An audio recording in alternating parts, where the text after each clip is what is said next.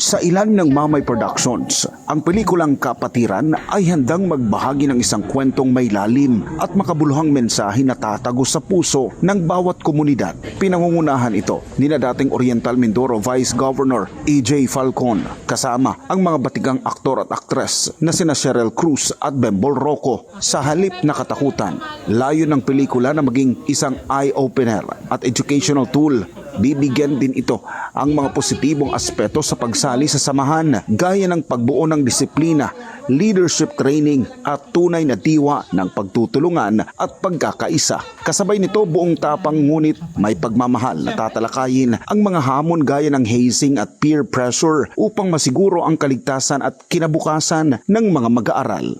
Pati sa mga parents din, kasi lalo na yung mga parents na inaalalayan nila yung mga estudyante nila. So, be responsible enough at the same time, bago pasukin ng isang bagay, dapat alamin muna kung ano yung magiging paparuroon na nila, no? Ano yung magiging advantage nito sa kanila kung sakaling meron man. Otherwise, pag sa tingin nila hindi nakakabuti sa kanila, so nasa sa kanila po yun kung papayagan nila yung mga anak nila na sumali sa ganong fraternities.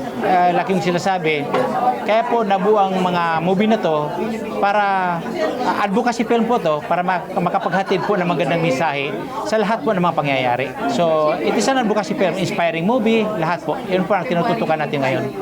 At saka makatulong tayo, hindi lang sa isang sektor, kundi hanggat maaari, lahat ng sectors po matulungan natin. Ang mature ng pelikula, ang tapang ng pelikula, at yung ang pinakagusto ko dito ay yung may matututunan yung mga audience na sabi ko nga very eye-opener ito sa lahat, mamumuksan ng mata ng ating mga, siguro kahit mga nanunungkulan. Like for example, napanood to ng mga nanunungkulan, kung for example, yung mga legislator natin, di ba?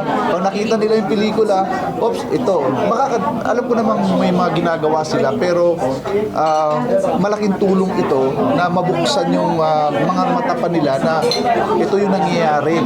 Ito yung nangyayari sa ganitong yung fraternity, sa mga hazing. So, pwedeng makagawa pa ng maraming batas. Ayon kay EJ Falcon, agad niyang tinanggap ang proyekto dahil sa lakas ng istorya at sa malinaw na mensahe nito tungkol sa responsableng pagpili at paggabay sa kabataan. Maging si Cheryl Cruz ay aminadong malapit sa kanyang puso ang proyekto bilang isang magulang dahil sumasalamin ito sa mahalagang papel ng pamilya sa paghubog ng mga desisyon ng anak. Itong pelikulang ito, I'm so happy na maging parte ng pelikulang ito because it brings awareness. It brings awareness and it educates people for early prevention na rin siguro. No? So kung ikaw, ano mangyayari sa'yo? Let's say pumasok ka dito sa fraternity or sorority, meron namang iba maayos. Pero yung iba, may pagkaabusado. Di ba yung ganon? At hindi natin gusto na pagbabayaran ng buhay ng ating mga mahal sa buhay yung pagpasok nila sa mga grupo na ganito. Para naman sa producer ng pelikula na sinunungan Vice Mayor Marcos Mamay, ikinatuwa niya ang kalalabasan ng proyekto at sinabi niyang patuloy ang kanyang advokasya sa pagtulong sa mga artista at manggagawa sa industriya ng pelikula upang magkaroon ng trabaho at oportunidad. Magsisimula naman ang shooting ng Kapatiran ngayong Pebrero at target ng produksyon na maisama ito sa Manila International Film Festival, isang pelikulang inaasahang magbubukas ng mas malalim na diskusyon, hindi lamang sa sinehan kundi sa loob ng bawat tahanan at paaralan.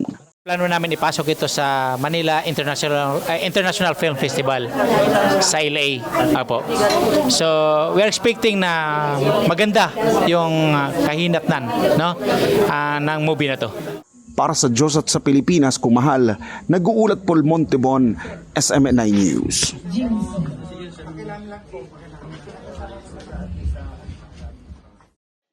Sa Central Mail Exchange Center o CMEX sa Pasay City, nabulyaso ang operasyon ng mga drug trafficker noong Pebrero 2. Sa ulat ng Aviation Security Group, nagresulta ang drug interdiction sa pagkakasamsam ng halos 6,000 gramo na pinatuyong dahon na hinihinalang kush na may standard drug price na 8,910,000. Isinagawa ang operasyon sa pamamagitan ng mahigpit na koordinasyon ng NAIA Interagency Drug Interdiction Task Group o NAIA IADITG at intelligence personnel ng Aviation Security Unit NCR o ABCU NCR.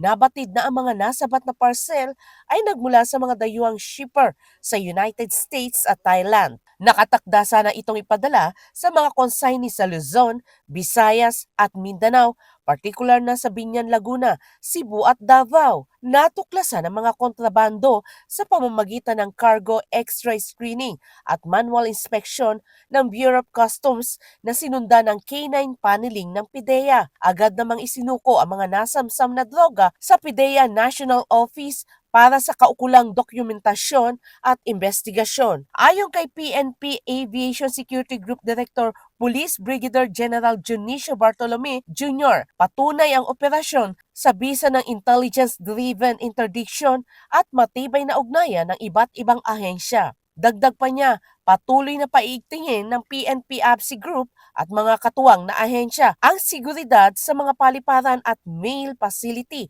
upang mapigilan ang pagpasok ng mga iligal na droga sa bansa at matiyak ang kaligtasan ng publiko. Para sa Diyos at sa Pilipinas kung mahal, Cherry Light, SMNA News.